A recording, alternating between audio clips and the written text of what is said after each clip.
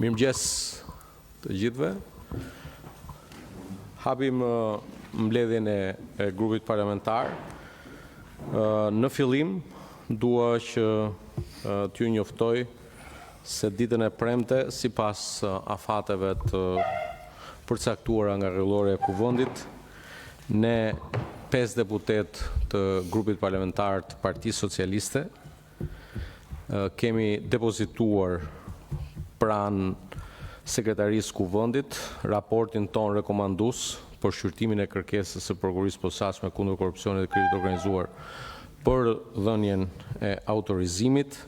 Dua që të informoj grupin parlamentar se në 16 dhjetor 2025 pranë Kuvendit të Shqipërisë nga Prokuria e Posaçme është depozituar një kërkesë, e cila në mënyrë të menjëhershme, siç përcakton rregulloria e Kuvendit, është kaluar për shqyrtim nga kryetari i Kuvendit në Këshillin e Mandateve, Imunitet dhe Rregullore, i cili e ka zhvilluar mbledhjen e vet të parë më 22 dhjetor për të vijuar më pas, sipas të gjitha sqarimeve që janë bërë për shkak të ndërveprimit në të cilën u thirrë gjykata kushtetuese, më datë 23 shkurt, kur është zhvilluar dhe mbledhja e fundit e Këshillit, siç përcaktohet në rregulloren e Kuvendit, në Këshillin e Mandateve, çdo deputet ka të drejtën e vet të vlerësimit. Dua t'ju informoj sot se ne 5 deputetët antar të këtij këshilli përfaqësues të grupit parlamentar të Partisë Socialiste, unë së bashku me kryetarin e Kuvendit Niko Peleshi, Ulsi Manja, Bledi Çomo dhe Bledi Çuçi, kemi bërë gati brenda këtij afati 2 javor nga përfundimi i mbledhjes një material rekomandues për të cilin do të ftoj kolegun Ulsi Manja që të bëjë një përmbledhje. Ulsi jo të gjithë materialin, sepse materiali është i plot, por një përmbledhje për deputetë, ndërkohë që secili për ju do të ketë të plot materialin në vijim të mbledhjes. Ulsi, fjala për ty. Po faleminderit Taulant, nderuar kryeministër, nderuar koleg deputet, në emër të antarëve të shumicës parlamentare në Këshillin për Rregulloren, Mandatet dhe Imunitetin, dua të prezantoj sot raportin rekomandues tonin për shqyrtimin e kërkesës prokurisë posaçme kundër korrupsionit dhe krimit të organizuar, për dhënien e autorizimit për arrestimin, heqjen e lirisë së deputetës Belinda Balluku, depozituar në Kuvendin e Shqipërisë me datën 16/12/2025. Qënë kryetërës, më lejoni të falenderoj kolegët e mi në Këshillin e Mandateve dhe Imuniteteve për përgjegjësinë dhe seriozitetin që kemi padur në trajtimin e kësaj çështje. Kemi diskutuar sigurisht në lidhje me relacionin dhe pretendimet e palëve në këtë këshill dhe në përfundim kemi arritur në këtë raport rekomandues që unë do t'ju prezantoj sot në dakordsi të plot me njëri tjetrin. Nderuar koleg, sot që po diskutojmë këtë raport rekomandues, ka ndodhur një realitet i ri, pra jemi përpara një realiteti i ri juridik dhe institucional. Deputetja Belinda Balluku nuk ushtron më funksione ekzekutive si antare e Këshillit Ministrave, si pasojë e ndryshimeve në përbërjen e qeverisë në përputhje me nenet 95, 96, 98 dhe 102 të Kushtetutës së Republikës së Shqipërisë. Për pasojë, masa e sigurimit personal e pezullimit nga detyra si antare e Këshillit Ministrave nuk prodhon më asnjë pasojë juridike reale, por në të njëjtën linjë arsyetimi, edhe narrativa mbi cilën prokuria e posaçme ka ndërtuar kërkesën për aplikimin e masave më të rënda të sigurimit personal, si rreziku i prishjes provave, i aratisjes apo i kryesës së një vepre tjetër penale, mbetet thellësisht hipotetike, për sa kohë lidhet drejt për drejti me ushtrimin e funksioneve ekzekutive që deputetja në fjalë nuk i ushtron më. Megjithatë, kjo nuk do të thotë se paraqitja e këtij raporti përpara Kuvendit është një procedurë thjesht formale.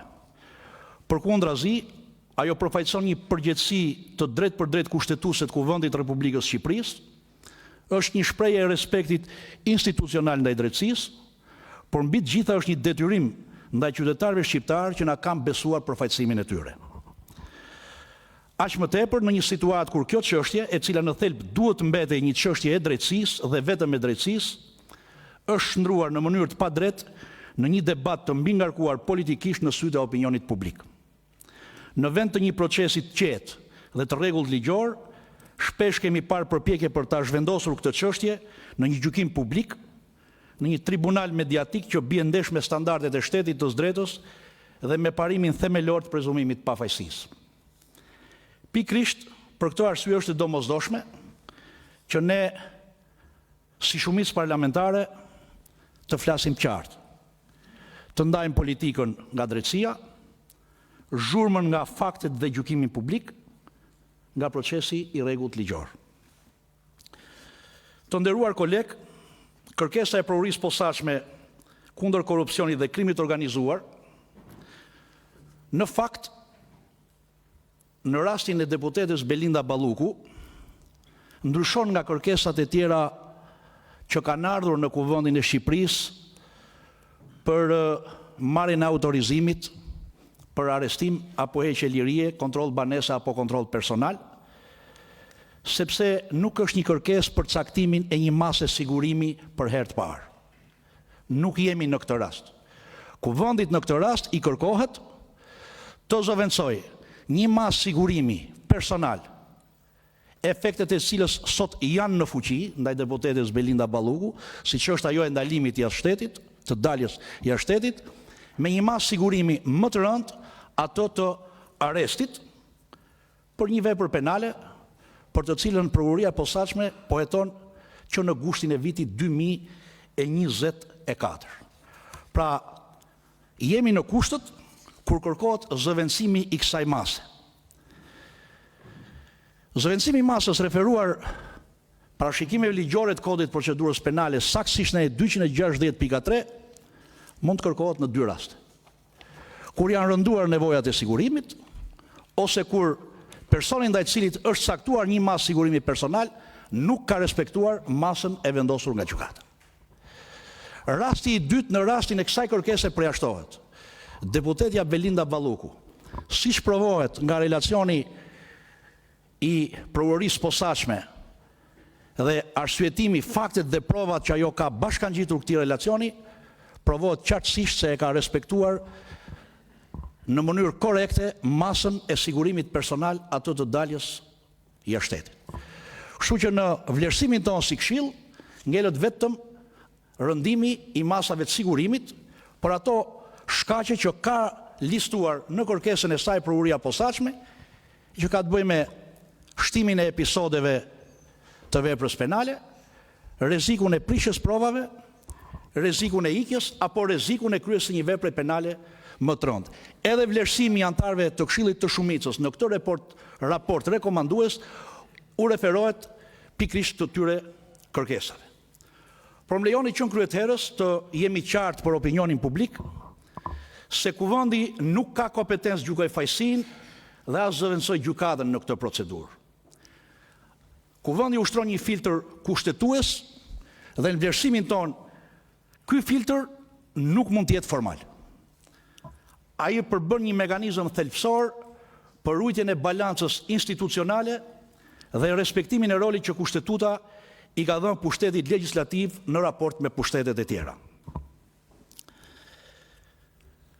Juridiksioni dhe kompetenca e Kuvendit rastin konkret bazohet në nenin 73.2 të Kushtetutës, në nenin 260, 288, 289 dhe 13.118 rregullores Kuvendit të Shqipërisë, që ka përcaktuar Këshillin për rregulloren, mandatet dhe imunitetin, si organin e Kuvendit që shqyrton çdo kërkesë të organit akuzës, sa herë kërkohet dhënia autorizimit për arrestin e një deputeti apo për zëvendësimin e një mase sigurimi personal me një masë tjetër më të rëndë, siç është rasti konkret. Neni 73 i Kushtetutës e përcakton shumë qartë që deputeti nuk mund të arrestohet apo të hiqet liria në çfarëdo forme pa autorizimin e kuvendit. Kjo dispozit kushtetuese vendos një garanci institucionale për ushtrimin e mandatit përfaqësues dhe për funksionimin e pavarur të pushtetit legjislativ. Në këtë linjë me këtë parashikim kushtetues shkon dhe neni 288 i Kodit Procedurës Penale, ku prokuria sa herë që e kërkon dhënien e autorizimit nga kuvendi, duhet paraqes në kuvend një relacion të arsyetuar dhe me provat që e mbështesin kërkesën.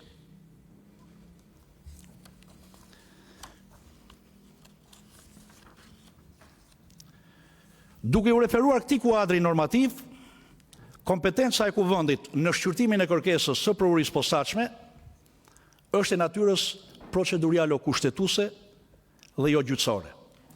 Kuvendi nuk gjykon fajësinë dhe as themelsinë e provave, pasi ky atribut i përket ekskluzivisht gjykatës kompetente.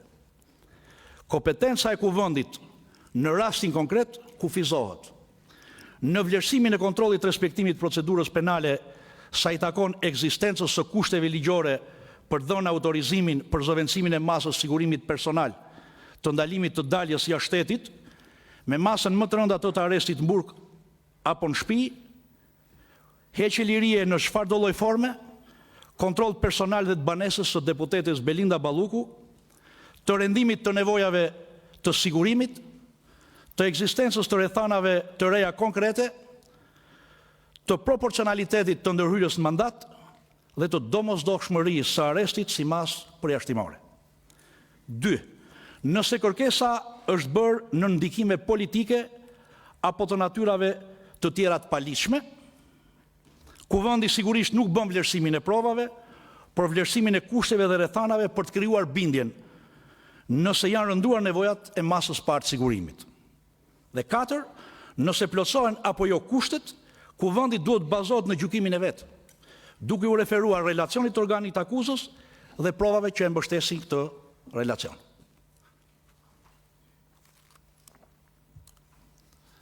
Tani në lidhje me faktin nëse kërkesa është bërë në ndikime politike apo të natyrave të tjera të paligjshme, më lejoni të ndaloj në arsyetimin e këtij roli që ka kuvendi, shumë shkurt. Ndonse nga mbrojtësit e deputetes Belinda Balluku në mbledhjen e Këshillit të Rregullores Mandatit dhe Imuniteteve nuk pati pretendime për një kërkesë të motivuar politikisht në rastin e ushtrimit të ndjekjes penale dhe hetimit ndaj deputetes Belinda Balluku, ama Këshilli konstaton një fakt publik. Kallëzimi i parë i bërë në gusht të vitit 2024 është bërë nga Lulzim Basha, ish kryetar i Partisë Demokratike të Shqipërisë.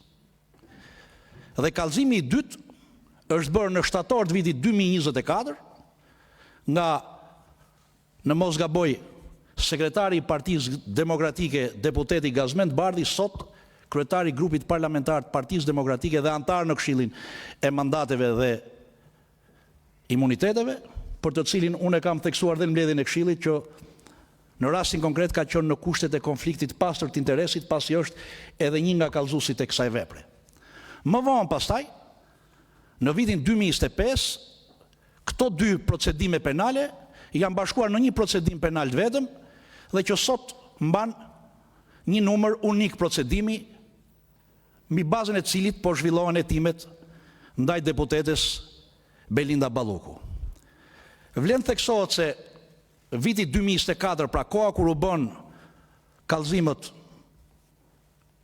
për veprën penale shkeljes barazisë në tendera apo ankande publike, të parashikuar nga neni 258.2 i Kodit Penal, që nuk është një vepër korruptive, është një vepër me natyrë administrativo penale, koincidon me një periudhë parazgjedhore dhe me një situatë sigurisht të nxehtë politike. Pastaj u zhvilluan zgjedhjet e 11 majit 2025 dhe fillma zgjedhjeve kemi përsëri një ashpërsim të gjuhës politike në këtë drejtim, çka e ka shoqëruar për gjatë gjithë kohës këtë proces. Por në analizën tonë dhe vlerësimin tonë ne nuk jemi ndalur në këtë pikë. Nuk jemi ndalur në këtë pikë sepse respektojmë plotësisht qëndrimin e mbrojtjes, por dhe të qëndrimin publik të deputetes Belinda Balluku, që e konsiderojnë të çështje drejtësie dhe vetëm drejtësie. Dhe është fakt që në Këshill janë shmangur këtij qëndrimi në raport me rolin dhe natyrën e shqyrtimit që bën kuvendi. Pra, ne në këtë pikë i qëndrojmë dhe respektojmë qëndrimin publik, por dhe të mbrojtjes së kolegës tonë Belinda Balluku.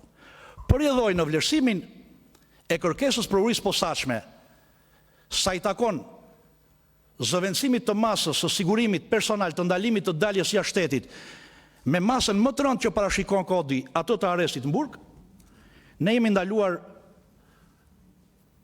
në vlerësimin tonë vetëm sa i takon strikt nevojës rëndimit të nevojave të masës sigurimit dhe nëse përmbushen kushtet ligjore për zëvendësimin e kësaj mase, sa i takon rreziku të prishjes provave, rreziku të ikjes dhe rreziku të kryesë një vepre penale më të rëndë. Është me interes për publikun, por dhe ju të nderuar kolegë deputet, të theksot një fakt me shumë rëndësi. Në vlerësimin tonë jemi bazuar strikt në provat dhe arsyetimin që bashkëshoqëron kërkesën e provurisë posaçme. Dhe i kemi qëndruar besnik në 288 kodit procedurës penale dhe nuk kemi bërë një analizë apo vlerësim gjyqësor të provave. Nuk është ky roli i kuvendit. Roli i kuvendit është ai një kontrolli kushtetues dhe parlamentar nëse kërkesa e ardhur nga provuria posaçme është strikt procedurale. Tani në Këshill kemi patur diskutime, raporti nuk arritëm të dalim me një raport të përbashkët, pasi opozita ka një qëndrim tjetër nga ne, dhe raporti që rekomandon dhënien e autorizimit fakt, që është i opozitës, i anëtarëve të Këshillit të mandateve i opozitës, mbron tezën se Kuvendi i Republikës Shqipërisë duhet kufizohet në një verifikim formal të kërkesës prokurorisë dhe të mos ndërhyj fare në vlerësimin e nevojës masës sigurimit. Por në vlerësimin tonë si antar të Këshillit mandateve të shumicës, kjo qasje reduktuese në fakt nuk përputhet me frymën dhe funksionin e neni 73 Kushtetutës. Trajtimi i kërkesës provurisë posaçme në frymën dhe gërmën e normës kushtetuese përbën edhe thelbin e zgjidhjes çështjes që shtrohet sot përpara Kuvendit të Shqipërisë. Neni 73 Kushtetutës i jep Kuvendit Republikës Shqipërisë një rol jo thjesht formal në disponimin për dhënien ose jo të autorizimit për arestimin e një deputeti. Autorizimi është një akt vullneti relevant kushtetues i cili mbart përgjegjësi politike dhe juridike. Thonë më qartë, nëse dhënia e këtij autorizimi do të ishte i detyrueshëm sa herë kërkohet nga prokuroria, atëherë dispozita kushtetuese do të ishte e panevojshme. Dhe Kuvendi do të shndrohej në një organ formal, por pa rol real balancues në rastin konkret. E ka theksuar gjykata kushtetuese këtë në jurisprudencën e vet, edhe jurisprudenca e gjykatës europiane të drejtave të njerëzit, por dhe opinionet e vazhdueshme të Komisionit të Venecias. Imuniteti procedurial nuk mund të jetë privilegj personal, por garanci institucionale për mbrojtjen e funksionimit të lirë të Kuvendit. Kjo do të thotë se Kuvendi ka detyrimin të verifikojë nëse ndërhyrja në lirim personale është reale, e domosdoshme dhe proporcionale. Ky rol i rëndësishëm i Kuvendit del qartësisht nëse i referohemi rastit të ndalimit apo arrestimit në flagrancë deputetit. Ku në nenin 73.3 Kushtetutës thuhet shprehmisht, nëse deputeti ndalohet apo arrestohet pa autorizim kur kapet kryerja e sipër të një krimi, pra rasti i flagrancës, apo më njëherë pas kryes krimit, drejtuesi i prokurorisë posaçme njofton më njëherë Kuvendin, i cili kur konstaton se nuk ka vend për procedim, vendos përheqjen e masës. Pra të nderuar koleg, nga ky parashikim kushtetues del qartë se roli i Kuvendit në shqyrtimin e kërkesës për dhënje autorizimi për arrest ndaj një antarit kuvendit nuk është formal, por thelbësor për natyrën e shqyrtimit që bën kuvendi. Kuvendi në këtë rast kur konstaton se nuk janë respektuar kushtet dhe kriteret procedurale që kanë cënuar lirinë personale të një antarit të tij, merr atribute që i rezervohen gjyqësorit. Dhe kjo është tërësisht në frymën e nenit 73.3 të Kushtetutës. Përkundër këtij qëndrimi, nëse kuvendi voton formalisht mbi bazën e kërkesës së organit akuzës, atëherë ai heq dorë nga funksioni i tij kushtetues dhe dobëson parimin e ndarjes pushteteve. Shumë shkurt, t'jemi të qartë për opinionin publik. Imuniteti për hetimin dhe ndjekjen penale në Shqipëri nuk ekziston më pas ndryshimeve kushtetuese të vitit 2012. Deputeti hetohet, ndiqet si çdo shtetas tjetër në Republikën e Shqipërisë, ndaj tij mund të caktohen masat sigurimit personal nga ndalimi i daljes jashtë shtetit deri tek arresti në shtëpi ose në burg. Por kushtetuta ka ruajtur një imunitet procedurial të kufizuar për masat që prekin drejt për drejti lirinë personale, ku për arrestimin kërkohet autorizimi paraprak nga kuvendi. Por kjo nuk duhet konsideruar një mburojtje personale, por një mekanizëm institucional balancues. Dhe sot që flasim, ndaj deputetes Belinda Balluku ka një hetim penal të filluar nga prokuria e posaçme qysh në gushtin e vitit 2024. Deputetja Belinda Balluku ka një mas sigurimi personal, atë të ndalimit të daljes jashtë shtetit. Prokuroria e posaçme po heton lirisht dhe nuk po pengohet në ushtrimin e kompetencave kushtetuese dhe proceduriale sa i takon ndjekjes penale dhe hetimit. Por, sa i takon kërkesës për zëvendësimin e masës, sigurisht kompetenca përfundimtare për dhënien ose jo të autorizimit i takon seancës plenare të Kuvendit të Shqipërisë, pasi merr një raport rekomandues nga Këshilli për rregulloren, mandatet dhe imunitetin. Pretendimet se Kuvendi, duke u kujdesur për të garantuar parimin e ligjshmërisë, parimin e sigurisë juridike, ndarjen e pushteteve, barazim para ligjit dhe parimin e pavarësisë hetimit, të garantuara nga nenet 4, 7, 18, 42 dhe 148 të Kushtetutës Republikës Shqipërisë, pengon drejtësinë, nuk kanë bazë kushtetuese dhe ligjore, por janë tërësisht pretendimet natyrës politike. Përkundrazi, vendosja e kufive të qartë për respektimin e secilit prej këtyre parimeve e bën në vetvete procesin penal më garantues sa i takon procesit rregullt ligjor. Tani unë nuk dua të ndalem tek procedura parlamentare, e shpjegoi Taulanti, ne kemi zhvilluar 2 mbledhje, një në datën 19 dhjetor dhe një në datën 23 shkurt vitit 2026, dhe vijimi i mbledhjes dytë nga data 19 dhjetor në datën 23 shkurt 2026, morëm në konsiderat vendimin e gjykatës kushtetuese, e cila ishte vënë lëvizje nga kryeministri dhe Këshilli i Ministrave për zgjidhjen e një konflikti kompetence ndërmjet qeverisë dhe kryeministrit nga njëra anë dhe gjykatës posaçme kundër korrupsionit dhe krimit të organizuar nga ana tjetër, sa i takon pezullimit nga detyrat një antarit të Këshillit të Ministrave, si dhe interpretimin e nenit 103.3 të Kushtetutës, që ka të bëjë me shtrirjen e imunitetit të deputetit mbi antarin e Këshillit të Ministrave. Sigurisht, gjykata kushtetuese dha një vendim procedurial, 4-4, sipas ligjit saj organik, dhe nuk arriti të jap një vendim themeli sa i takon konfliktit kompetencave mes Këshillit të Ministrave, kryeministrit dhe gjykatës posaçme kundër korrupsionit në anën tjetër. Fakti që ne pritëm vendimin e gjykatës kushtetuese dëshmon edhe një herë seriozitetin dhe përgjegjësinë tonë në trajtimin e kësaj kërkese. Dhe ky fakt, le të themi, pra pritja e vendimit gjykatës kushtetuese, në të njëjtën linjë me ne si Këshill mandatësh, u bë edhe nga gjykata e posaçme e apelit, e cila sa i takon masës pezullimit nga detyra, priti dhe respektoi vendimin e gjykatës kushtetuese. Rrethanat faktike të çështjes janë të tilla: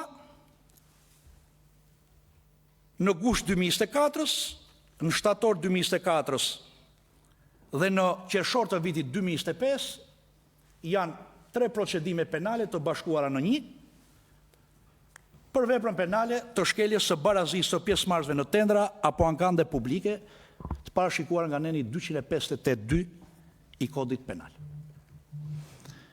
Masa e sigurimit personal e ndalimit daljes jashtë shtetit është vendosur ndaj deputetes Belinda Balluku me 19 nëntor të vitit 2025 dhe aktualisht që flasim është në fuqi. Por me datën 16/12/2026, Prokuria e Posaçme ka vënë lëvizje kuvendin e Shqipërisë dhe kërkon zëvendësimin e kësaj mase me masën e arrestit, duke pretenduar ekzistencën e rendimit nevojave të sigurimit, rrezikun e prishjes provave, rrezikun e aratisjes dhe rrezikun e kryes veprave tjera penale.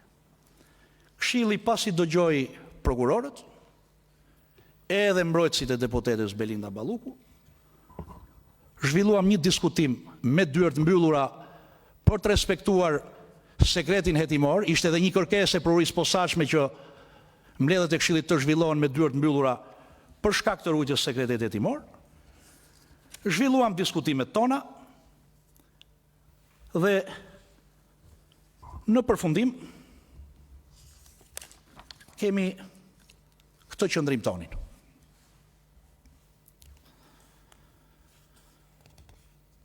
Lidhur me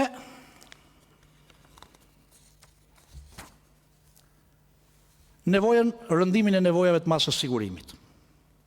Këshilli ka marrë në konsiderat standardin e ligjor të parashikuar nga neni 260.3 kodit procedurës penale për zëvendësimin e masave të sigurimit. Kjo dispozitë kërkon shumë qartë ekzistencën e rrethanave të reja objektive që e bëjnë masën ekzistuese të sigurimit të pamjaftueshme për të garantuar zhvillimin e rregullt procedimit penal. Tani, Prokuria e Posaçme në relacionin që bashkëshoqëron kërkesën, thot janë shtuar edhe disa fakte apo episode të reja penale, çka sipas prokurorisë, shtimi i këtyre episodeve të reja e shton automatikisht sanksionin e veprës, por edhe dëmin hipotetik që ka fsuar shteti nga këto procedura të prokurimit publik. Në vlerësimin tonë si antar të Këshillit, nëse do të pranohet fakti se çdo zgjerim i hetimit mund të konsiderohet një rrethanë e re që të justifikoj arrestin si masë ekstreme, atëherë i bie që çdo procedim penal kompleks me shumë episode do të përfundonte domosdoshmërisht në paraburgim. Gjë që do të binte në kundërshtim me parimin e proporcionalitetit dhe me natyrën përjashtimore të arrestit si masë sigurimi. Ndërkohë që në jurisprudencën dhe doktrinën proceduriale është pranuar gjerësisht se paraburgimi mbetet mjeti i fundit. Edhe me shtimin e episodeve të reja të pretenduara, ama ka një fakt që nuk ndryshon. Natyra e veprës penale ngelet e njëjta: shkelje e barazisë së pjesëmarrësve në tendra apo ankande publike. Pra nuk ka një vepër penale të re që të jetë marrë, të jetë shtuar deputetes Belinda Balluku nga Prokuria e Posaçme kundër korrupsionit. Ngelet e njëjta. Pra pretendimi për rëndimin e nevojave të sigurimit nuk rezulton të përmbush standardin procedurial të kërkuar për zëvendësimin e masës së sigurimit. Mbi rrezikun e prishjes provave, Prokuria e Posaçme pretendon ekzistencën e një rreziku të ndikimit në procesin penal, duke përmendur mundësinë e ndikimit përmes personave me influencë, ndikimit përmes zyrtarëve të administratës, si dhe tentativa presioni ndaj dëshmitarëve. Tani, lidhur me këtë pretendim, sigurisht në kërkesën e provurisë posaçme lidhur me rrezikun e prishjes provave, provuria posaçme i referoi funksioneve ekzekutive, kryesisht funksioneve ekzekutive që ushtronte deputetja Belinda Balluku, por e thash që në krye të kërkesës që ky shkak tashmë ka rënë. Por përtej kësaj, tani lidhur me rrezikun e prishjes provave, sot që flas, nuk ka një akuzë për pengim drejtësisë. Ndaj deputetës Belinda Balluku nuk ka një akuzë për pengim drejtësisë.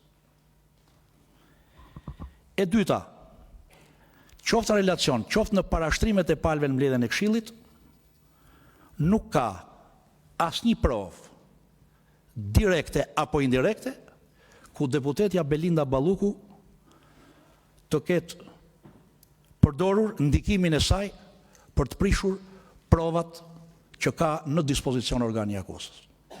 Aq më tepër që vepra penale për të cilën akuzohet Belinda Balluku është vepër penale me natyrë administrative penale. Çka do të thotë, i gjithë dokumentacioni i praktikave të dyshuara që përbëjnë veprën penale të pabarazisë në tendra, sot janë të sekuestruara në Ministrinë e Infrastrukturës dhe në institucionet e tjera dhe janë në dispozicion të organit të provurisë. Po ashtu, edhe një sër provash të tjera, kryesisht me dëshmitar, janë administruar nga organi i akuzës. Çfarë paraqiti provuria posaçme në mbledhjen e Këshillit me dyert mbyllura? Duke qëndruar besnik ruajtjes së sekretit hetimor, na paraqitet një proces verbal ku dy shtetase bisedojnë me njëra tjetrën. Është një provë e siguruar me mjetet posaçme të hetimit, sigurisht konform procedurës penale me vendim gjykate, ku bisedojnë me njëra tjetrën, lidhur me dëshminë që njëra nga këto shtetase ka dhënë gjatë hetimit në provurinë e posaçme, e cila pretendon se, ose të paktën ka pretendime se mbi këtë kjo dëshmitare është intimiduar në dëshminë e vet. Nuk rezulton në fakt as nga proces verbali që na u paraqit, as nga deklarimet e kësaj shtetase që ajo të jetë intimiduar nga deputetja drejt për drejti jo e jo, por edhe kur thuhet nga kabineti, kabineti është nocion abstrakt në kuptimin e hetimit. Pavarësisht se kabineti përbohet nga funksionar publik me emra dhe me mbiemra, në kuptimin e pretendimeve që ajo thotë është nocion abstrakt. Dhe hetimi penal nuk mund zhvillohet mbi kabinetin. Por edhe pretendimi se kjo dëshmitare është intimiduar nga persona të fortë, në fakt nëse nuk gaboj në vlerësimin e asaj që u deklarua në Këshill, thuhet unë do t'i qëndroj dëshmisë time, çfarë kam thënë provuri, dhe nuk e ndryshoj dëshminë, edhe sikur të intimidohem dhe nga persona të fortë. Por në të gjitha rastet, një provë e tillë do të duhet provohet edhe me prova të tjera.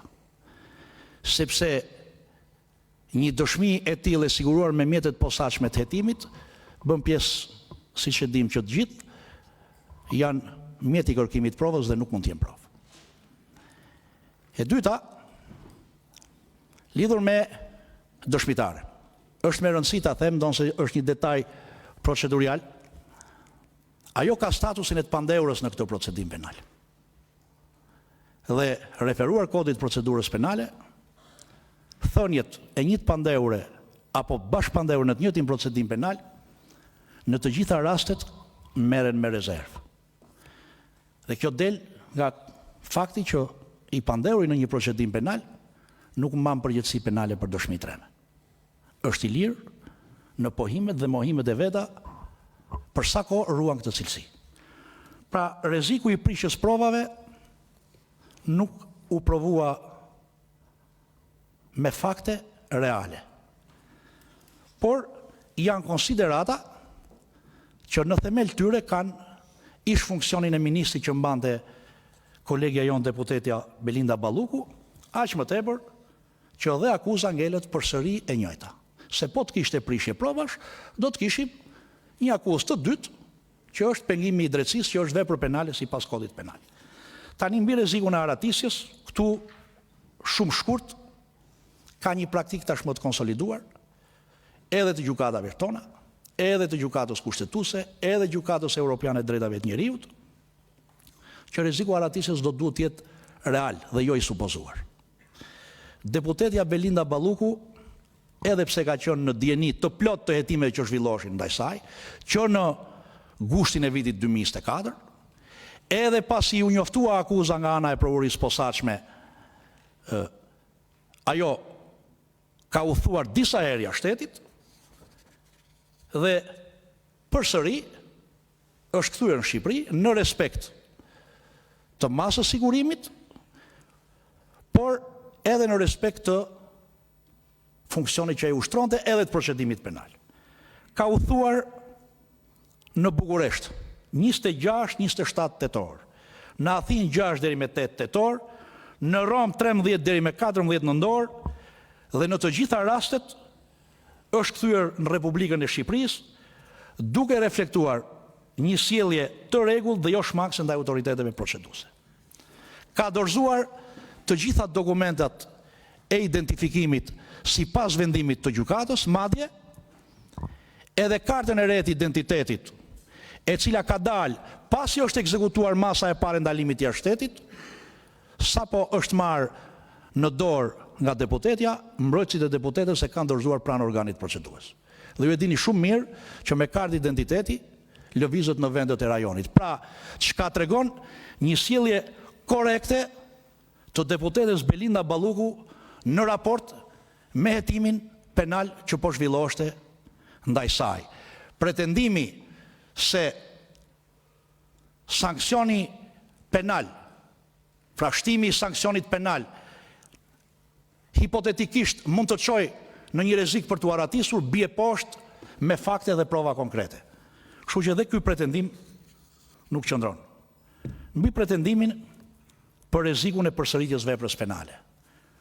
Këtu nuk dua të ndaloj, sepse edhe rreziku për përsëritjen e veprës penale kërkon të jetë real dhe jo hipotetik. Tani, mbahet konsiderat fakti që deputetja jon Belinda Balluku nuk ushtron më funksione ekzekutive në administratën shtetërore, por dhe një interpretim që bën prokuria posaçme në kërkesë, sipas të cilit çdo funksionar publik që ushtron një funksion publik administron fonde publike, do të mjaftonte për të justifikuar rrezikun e përsëritjes veprës penale, nuk qëndron. Sepse kjo do ta shndronte pastaj masën e sigurimit personal nga një instrument procedurial për të garantuar zhvillimin e rregullt të procesit penal në një formë sanksioni institucional ndaj çdo funksionari publik. Kështu që edhe ky pretendim i prokurisë posaçme nuk qëndron. Tani në përfundim, ne si antar të majorancës në Këshillin për mandatet dhe imunitetet, arrim në përfundimin se nuk ka vend për dhënien e autorizimit për zëvendësimin e masës së sigurimit personal, atë të ndalimit të daljes jashtë shtetit, me masën më të rëndë, atë të arrestit në burg apo në shtëpi, parashikuar nga nenet 237 e 238 të kodit të procedurës penale. Është e vërtetë që në një shtet drejtës lufta kundër korrupsionit dhe garantimi i funksionit të drejtësisë janë objektiva legjitim dhe të domosdoshëm, por këto objektiva duhet realizohen gjithmonë në përputhje me parimet kushtetuese dhe me garancitë proceduriale që mbrojnë liritë dhe drejtat themelore. Aq më tepër që nuk bëhet fjalë për vepër penale korrupsioni. Për këto arsye, në mbështetje të nenit 73 Kushtetutës të Republikës Shqipërisë, neneve 260, 288 dhe 289 Kodit Procedurës Penale, si dhe neni 118 Rregullores Kuvendit Shqipërisë, ne si antar të shumicës parlamentare në Këshillin për Rregulloren, mandatet, imunitetin, i rekomandojmë seancës plenare dhe ju të nderuar kolegit deputet, rrëzimin e kërkesës për ujë posaçme kundër korrupsionit dhe krimit organizuar, për dhënien e autorizimit për arrestimin, heqjen e lirisë deputetes zonjës Belinda Balluku, mosdhënien e këtij autorizimi, pasi nga shqyrtimi i materialeve dhe rrethanave që shoqërojnë kërkesën e përvojës posaçme dhe relacionin përkatës, nuk rezulton të jenë evidentuar domosdoshmëria e vendosjes një mase të tillë në raport me ushtrimin e mandatit parlamentar dhe me funksionimin e institucionit kuvendit. Ky rekomandimi joni në asnjë rast nuk e pengon përvojën e posaçme që të vazhdoj hetimet në ngarkim të deputetes Belinda Balluku. Sigurisht ka një masë të sigurimit personal, ato të ndalimit të daljes jashtë shtetit, që e garanton plotësisht gjithmonë vlerësimin tonë vazhdimin e procedimit penal të nisur ndaj saj, dhe ne këtë e konsiderojmë si një çështje që tashmë i takon drejtësisë. Por masat e sigurimit personal nuk lidhen domosdoshmërisht me ekzistencën ose jo të veprës penale. Do duhet pritën përfundimi i hetimeve për të parë se si do të jetë ecuria e këtij procesi. Por jo më kote lash në fund, dua të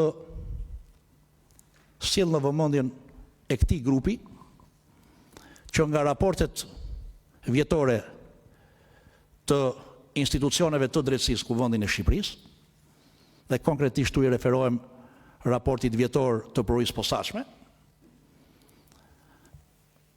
evidentohet shumë qartë që për veprën penale të shkeljes barazisë në tendra të pjesëmarrësve në tendra apo ankande publike, tashmë ka një praktikë të konsoliduar të hetimit dhe ndjekjes penale të këtyre veprave pa mas sigurimi personal.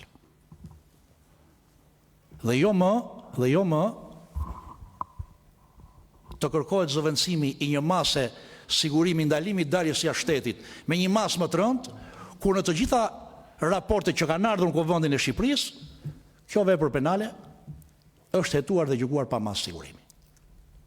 Këtë e lash për në fund, sepse kjo ka të bëjmë fakt me standardet e hetimit dhe gjykimit të një procesi tregullt ligjor sa i takon kësaj vepre penale. Nuk po flasim për vepër penale korruptive apo për vepra të tjera penale që futen në kompetencën e gjykatës posaçme. Shumë faleminderit për vëmendjen. Faleminderit. Ndoshta u zgjata pak, por raporti është shumë i gjatë, por dhe trajtimi një kërkese të tillë nga ana jon është një moment të ushtrimit një përgjegjësie shumë të lartë kushtetuese, sepse nuk na qëllon shpesh që në Kuvendin e Shqipërisë ne sfidohemi në kërkesa të tilla nga organet e drejtësisë, sepse duke qenë se janë raste të ralla, edhe përgjegjësia jonë në rastin konkret është jashtëzakonisht e madhe. Bëhet fjalë për një antar të këtij parlamenti për një vepër penale e cila do duhet ndjek fatin e të gjithë procedimeve penale të kësaj natyre që sot janë në duart e drejtësisë shqiptare. Jo vetëm përvojën e posaçme, por dhe në përvojën e jurisdiksionit përgjithshëm. Shumë faleminderit. Faleminderit, Ulsi, siç